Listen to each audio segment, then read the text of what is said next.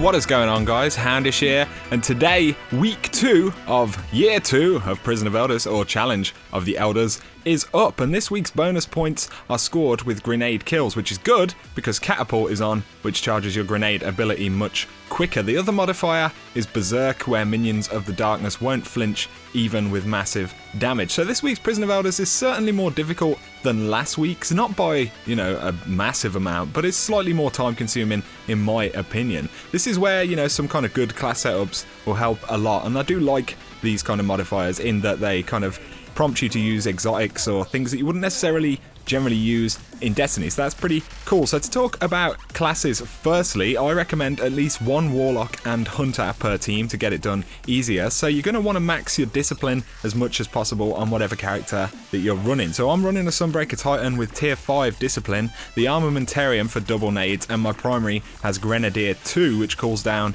your grenade faster. So Warlock Sunsingers with Void Fang and Firebolts are pretty effective right here because you can just spam your super. Also, you can opt for a Void Walker build with max discipline and nothing manacles, for example. For Hunter, you could opt for double trip mines, but I'd kind of recommend going Night Stalker with Tether because it's super effective here since you can kind of spam Tether and then enemies with nades. So the first room is Psylocke from last week's Prison of Elders, and this one is pretty basic. Just kill as much as possible with grenades, really. The kind of spacing of enemies makes point scoring pretty low on this first room compared to the others. So as long as you kind of hit around 6,000 or 7,000 points, you're pretty safe here to move on to the next room. So that one's pretty basic. But the next room is a Cabal boss, and this is probably the trickiest room, I'd say, overall in this Prison of Elders. So he's going to spawn a lot of reinforcements, and if you kind of just take the area by the entrance to the room, you can just spam nades into the pit in the middle for points. So Tethers and Sunsingers can score a lot of points in here. But after a small amount of damage on the boss,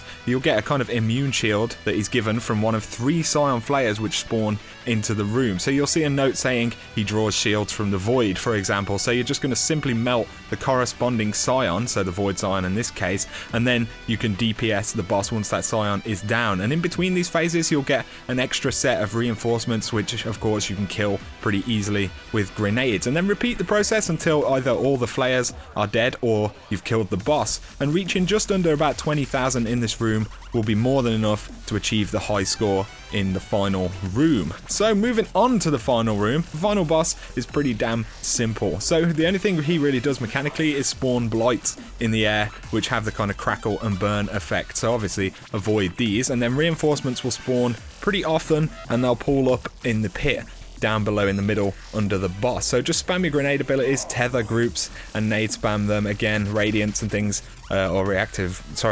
radiant skin or whatever can be pretty good. Just throw a bunch of nades, and this room, like the other kind of final round so far, is pretty easy to score highly. And once you reach that 30k, you can either kill the boss or farm more nade kills to get your overall score up. So that's just a quick breakdown of this week's Prison of Elders, or Challenge of the Elders, which I keep forgetting to say. It's not too difficult in general. It's just worth, thinking about your setup a little bit more. Get as many nades as you possibly can. And like I said, having a good kind of setup of different classes in the team is also useful, but it kind of depends on your level. If you're high level, this is going to be pretty easy. It'll definitely be harder for those lower levels than last week was, but nonetheless pretty achievable. So let me know down below how you got on in the Challenge of the Elders this week, and if you got any awesome loots. If the video has been useful, guys, please drop a like and comment down below, and if you're new to the channel, you want to see a lot more Destiny content, then feel free to hit that subscribe button for a lot more. But for now, you guys take it easy, and I'll catch you very soon.